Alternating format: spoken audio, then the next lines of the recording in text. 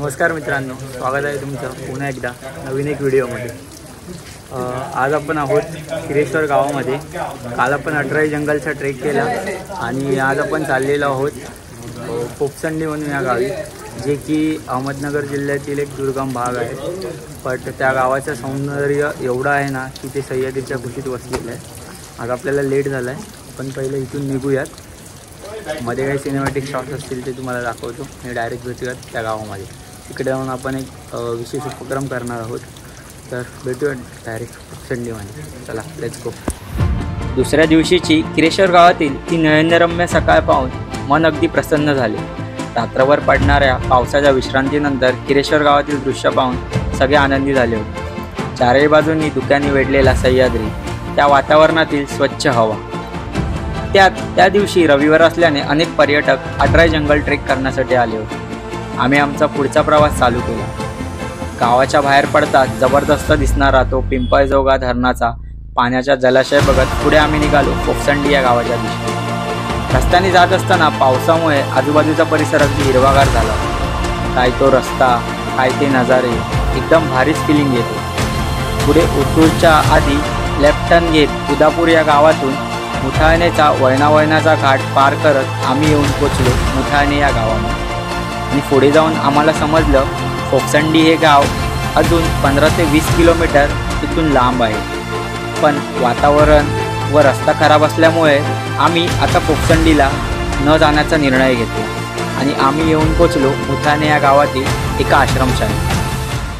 तर मित्रांनो, आपण ॲक्च्युली फोपसंडीला जाणार होतो, बट तिकडे वेदर खराब आहे। आम्ही कॉल केलेला आहे एक काकांना, तर त्यांनी सांगितलं की तिकडे वेदर खूप खराब आहे आणि रस्ता वगैरे खूप खराब आहे, पूर्ण फॉगी वेदर झालं आहे।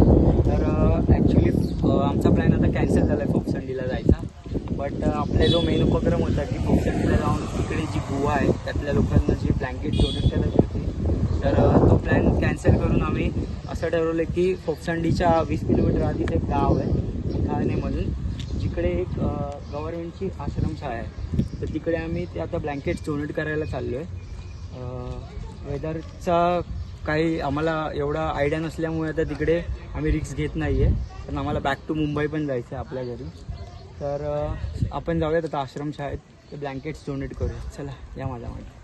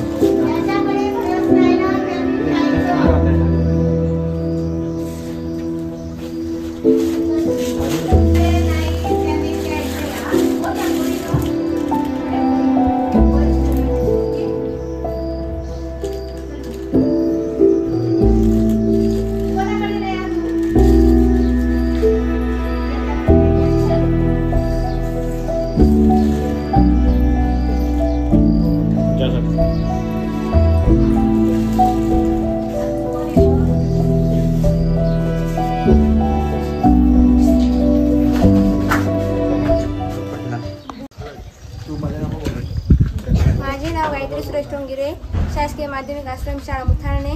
तुम्ही आले, आमच्या मुलांना चादरी दिल्या त्याबद्दल धन्यवाद। थँक्यू।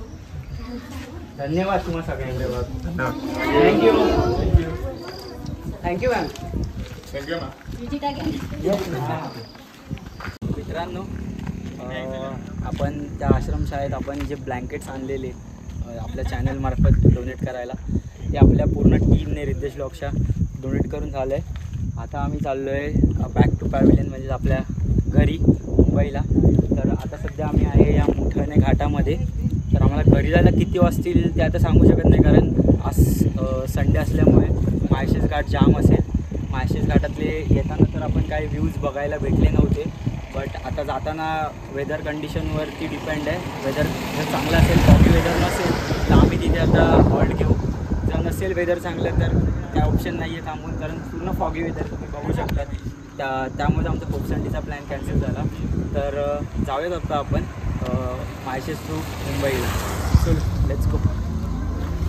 तो दिवसच वेगळा होता. आम्ही जाणार होतो सह्याद्रीमधले अनोखे विश्व असणारे, सगळ्या बाजूंनी डोंगरांनी वेढलेले अहमदनगर जिल्ह्यातील शेवटचे ओळखले जाणारे पोपसंडी या गावी. पोपसंडी हे गाव दिसायला जेवढे सुंदर तितकेच अतिदुर्गम गाव आहे. या गावात अजूनही 2-3 कुटुंब एका दगडाच्या गुहेमध्ये राहतात. या गावात पाहण्यासारखे भरपूर काही आहे. त्याचसाठी आम्ही तिकडे जाणार होतो.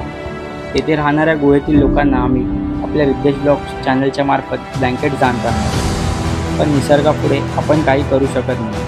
खराब वातावरण यामुळे आम्ही पुढे जाऊ शकलो नाही. पण असे म्हणतात ना, चांगलं काम करायला गेलो तर ते काम कसे पण घडून जाते. तसंच काही आमच्याबरोबरही झालं. पोपसंडी या गावी जाताना आम्हाला मिठाणे गावात एक आश्रमशाळा भेटली. तेथील काही विद्यार्थिनींना आम्ही ते ब्लँकेट्स दान केले आणि आम्ही मुंबईच्या दिशेने निघालो. येताना माळशेज घाटामध्ये प्रचंड धुकं असल्यामुळे आम्ही थांबलो नाही आणि पुढे प्रवास करत आम्ही पनवेलला येऊन पोहोचलो. येताना मनात एक आनंद होता की आपली ट्रिप एक चांगलं काम करून सक्सेस झाली.